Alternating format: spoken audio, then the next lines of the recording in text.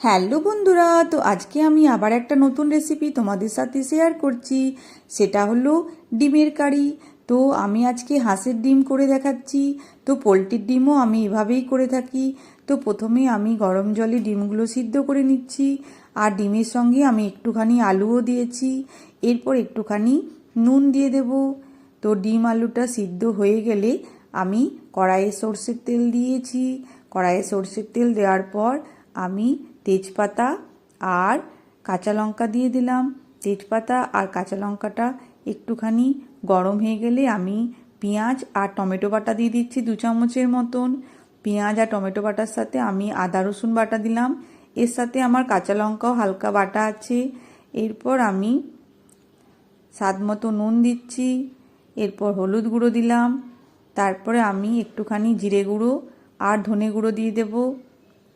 তো এটা নাড়াচাড়া করে নেব হালকা। তো হালকা নাড়াচাড়া করে নেওয়ার পর আমি একটুখানি সর্ষের তেল দিয়ে দেব। যেহেতু তেলটা দেখো খুবই কম আছে, সেজন্য একটুখানি তেল দিতে হবে, আর একটুখানি। তো আমি খুব কম তেলে রান্না করার চেষ্টা করি। তো মনে হচ্ছে একটুখানি তেল দিলে ভালো হবে, নাহলে মশলাটা বারবার লেগে যাবে। সেই জন্য আমি একটুখানি তেল দিয়ে দিলাম, আর একটুখানি। তো হালকাই তেল দিলাম। তো আমি খুব একটা বেশি তেলে রান্না করার বন্ধ করে দিয়েছি এখন। এরপর আমি ডিমগুলো একটুখানি চিড়ে নিচ্ছি। হালকা চিড়ে নিলে কি হবে, ডিমের মধ্যে একটু নুন হলুদ বা মশলার ইয়েটা ঢুকবে, এই জন্য চিড়ে নিলাম। তো ডিমটা আমি কিন্তু ভাজিনি, আমি সিদ্ধ ডিমগুলোই দিয়ে দিলাম। আমি অনেক দিন ধরেই ডিম ভাজা বন্ধ করে দিয়েছি।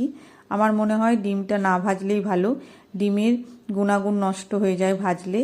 এরপর আমি বেরেস্তা বানিয়ে রেখেছি, সেই বেরেস্তাটা উপর থেকে দিয়ে দিলাম। তো কেউ চাইলে বেরেস্তাটা মিক্সিতে পেস্ট করেও দিতে পারো। তো আমি এমনি ওপর থেকে বেরেস্তা দিয়ে দিলাম। বেশ খানিকটা তেলে পেঁয়াজটাকে লাল লাল করে ভেজে তুলে রেখেছি, এটাকেই বেরেস্তা বলে। আর এই বেরেস্তা কেউ ওপর থেকেও দিতে পারো, মিক্সিতে পেস্ট করেও দিতে পারো। এরপর অল্প জল দিয়ে আমি এটাকে নাড়াচাড়া করে নিচ্ছি।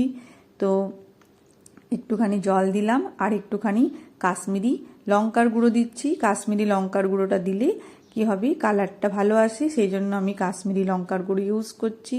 এতে কি হয়, তুমি কম তেলে রান্না করলেও কালারটা রান্নার ভালো হয়ে যায়। সেই জন্য আমি একটুখানি কাশ্মীরি লঙ্কার গুঁড়ো দিলাম। তো এই কাশ্মীরি লঙ্কার গুঁড়ো দেওয়ার পর আবার একটু নাড়াচাড়া করে নিচ্ছি। তারপরে আমি আবার একটুখানি চিনি দেব। তো চিনি দেওয়ার পর আবার একটুখানি জল দিয়ে দেব, যাতে চিনিটাও গলে যায় আর ডিমটাও ভালো করে ফুটে যায়। চিনি দেওয়ার পর আমি বেশ খানিকটা জল দিয়ে এটাকে ফুটতে দিয়ে দেব। তো এইভাবে একটুখানি জল দিচ্ছি আর এটাকে ফুটিয়ে নেব।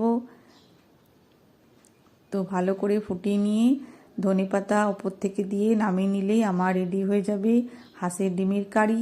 এই যে ধনেপাতা দিয়ে দিলাম, তো এই ধনেপাতা দিয়ে একটুখানি নাড়াচাড়া করে নিলেই আমার রেডি হয়ে যাবে গরম গরম হাঁসের ডিমের কারি।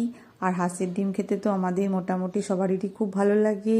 তো কেমন লাগলো আমার হাঁসের ডিমের কারি অবশ্যই কমেন্ট করে জানিও। আর তোমরাও এভাবে রান্না করে দেখো, তো খুব ভালো হবে। গুড বাই বন্ধুরা, সবাই ভালো থেকো।